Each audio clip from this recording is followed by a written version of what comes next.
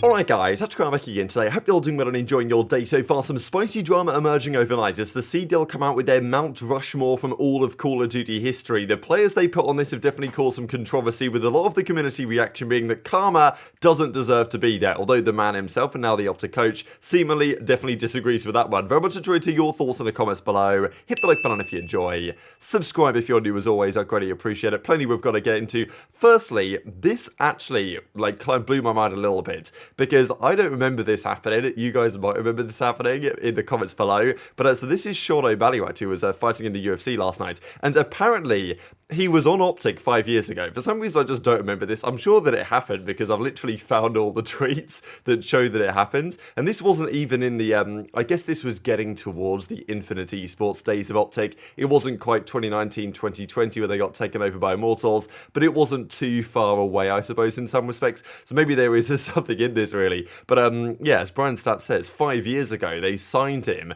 as a content creator, and he was again fighting last night, which is why they tweeted this out. But the original tweet is still up here. Please help us welcome Sean, Sugar Sean MMA O'Malley to OpTic Gaming. And he was here for a brief period of time, I think, on OpTic. Pretty sure it was around the time they had Courage JD there as well. And then they, I guess they both went their separate ways. People say he's on like Complexity or something at the moment. I'm not exactly sure if that's still true. But they even tweeted this out in 2018 with him playing Fortnite, I think, with Courage. So, yeah, wild times, I'm not going to lie. But I just thought that was a weird one, because I don't even remember that happening, like, at all. But apparently it's true. So maybe this is one of the things that OpTic were doing when Infinite came around and all that back in the day. But there's still some connection there, which I suppose is kind of nice to see, although rather strange. Also wanted to note some updates on Modern Warfare 2. Firstly, on the throwing knives, there's probably not going to be a tomahawk, but it's going to be a throwing knife. It's the same story, of course. Here in Modern Warfare 3, apologies, actually. It's just because this is from the MWIII OG Ghost whatever, who leaks a few things.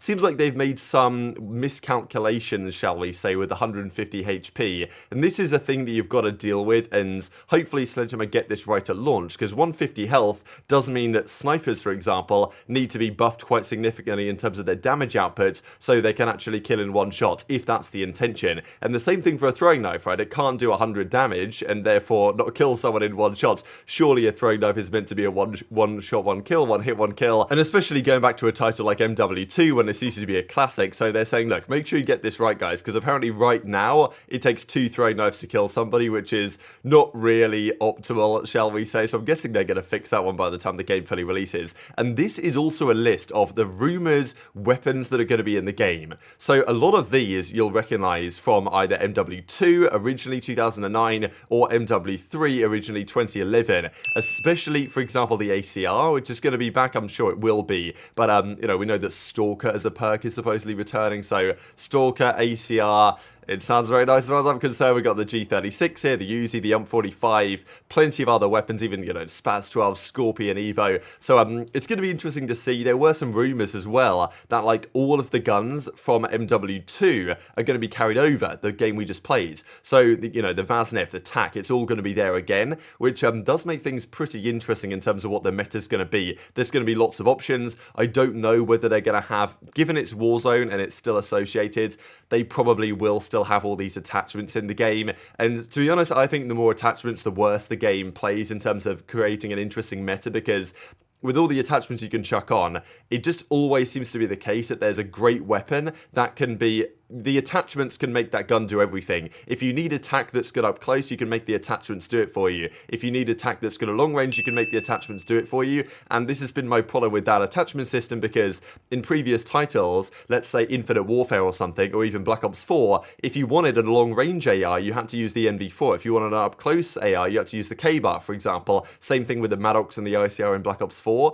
But nowadays, it's not really the case, because you just chuck any old attachments on your gun and you can make it do what you want. So that, I think, has dulled down the meta somewhat over the last few years, but it does mean that at least if there's way more guns, there's more chance of getting something interesting in the meta, and hopefully that's going to be the case. And that's the leaks that we currently understand, but let's talk about this COD Mount Rushmore thing. So it's always a talking point. Every year or so, I think we talk about this. Who is currently on the Mount Rushmore? Who's going to be on it in the future? Could there be any candidates like Simp and co that could get there over the coming years? For now, I don't think that's the case. You're looking at pretty much the top 4 players of all time, and then figuring out from from there which players deserve to get added or removed based on influence on the trajectory of the game, shall we say. Now, there was also this that I thought was interesting from JP, showing that clearly this is a group chat, that JP is in, Karma is in, and also Kenny is in, which kind of shows if, like, we didn't need additional confirmation that Karma is probably going to be coaching this year. I know there were some rumors about that a while ago. Will he come back? Will he not bother? Like, what the situation's going to be. But, look, if Karma's in a group chat with JP,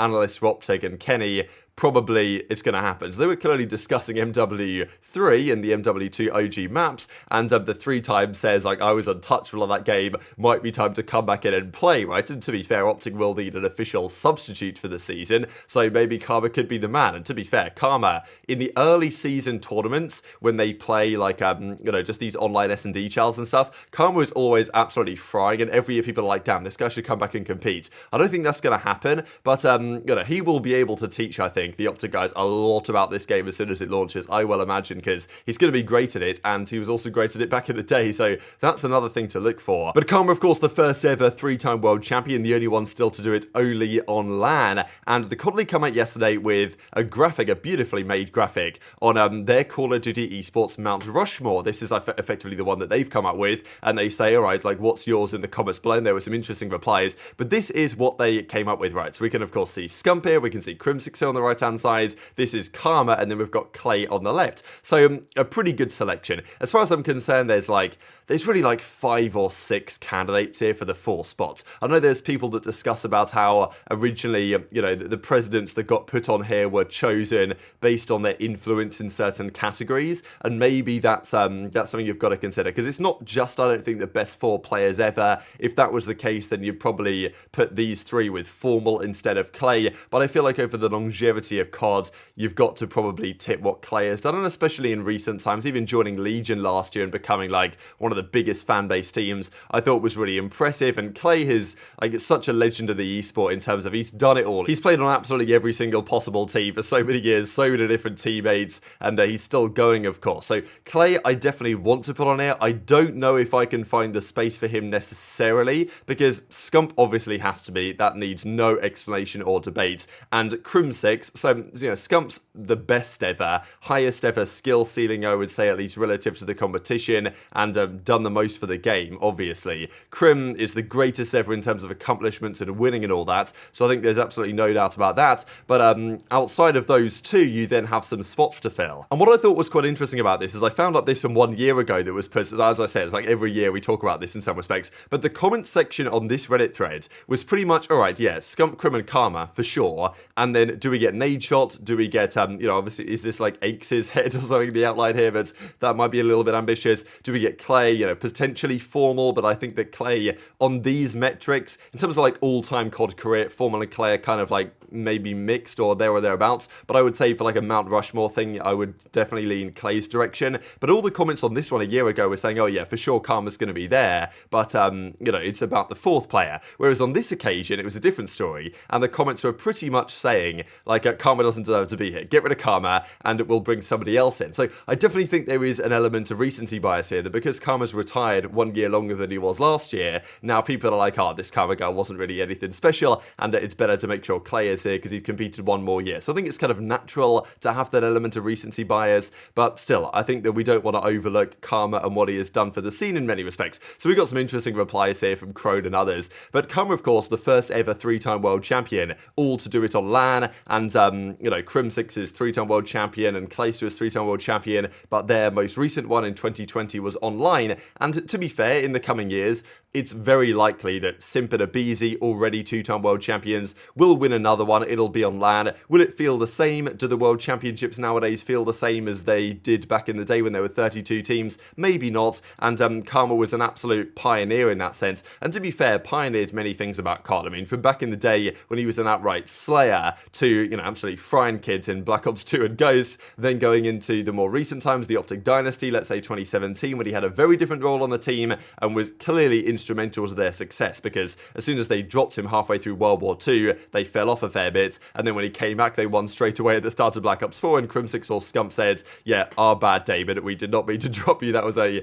major mistake on our part. But the other name, of course, that I haven't mentioned yet, which I think just absolutely has to be here, beyond any doubt, is Nade Shot, of course. If Scump Scump's going to be here, Nadeshot's got to be here. The amount that he did for COD back in the day, and yes, he's won a lot of championships, Nadeshot. He's not a world champion unless you count COD XP from back in the day, but I think that Nadeshot on a Mount Rushmore, given like what it should be in terms of influence on the esport, or however you want to describe it, Nadeshot just has to be here as far as I'm concerned. So it's got to be, at least in my opinion, Scump, Crim and Nade, and then you've got to find one more spot somewhere, and that spot might go to Karma, it might go to Clay, you know, you guys might have the debate on that, but that was really the question here in the Reddit thread was like, well, Karma deserves to go, kick him off, get Nature in effectively, and that was what people were generally saying. Now, some were like, well, look, the Karma slander is unwarranted, and this guy says, these kids don't know, Barlow's the GOAT, the first with 3 rings, all on LAN, and then Karma says, who actually comes back in response to this, so clearly Karma's not so happy getting disrespected in this way, at least as he sees it. Like I said the other day on stream, I come on here and it's like I died, it was terrible, which is, you know, this is the issue, I guess, with the recency bias thing. But then again, like, I know a lot of people in the thread were gassing up Nadeshot, and it's not exactly like he's been competing in the last couple of years. So it's interesting, like, some players have more of a legacy than others in some respect. I think when Karma retired, people expect, because Karma, when he retired, was basically considered the GOAT, right? People, you know, the original GOAT, the greatest of all time, whatever. And over the last couple of years, Crim and Scump have kind of both surpassed that, and I think acceptably and understandably so. But now people are like, oh, you know, Karma's not even top 5, like, get this guy out of it. I don't really understand exactly where that's coming from, to be fair, because I guess people don't know what Karma used to be doing back in the day. But, you know, there was also some other comments. I think replace Damon with Nade here respectfully. I feel like Clay is so old that he's got to be on there, which, you know, again, it's justifiable. I don't know which way I would lean on this. As I said, I'm for sure having Scump, Crim and Nade, and then it's about who the 4th is, which is, I think, the real challenge. So, you know, but then as these guys say, Clay's to a Nade instead.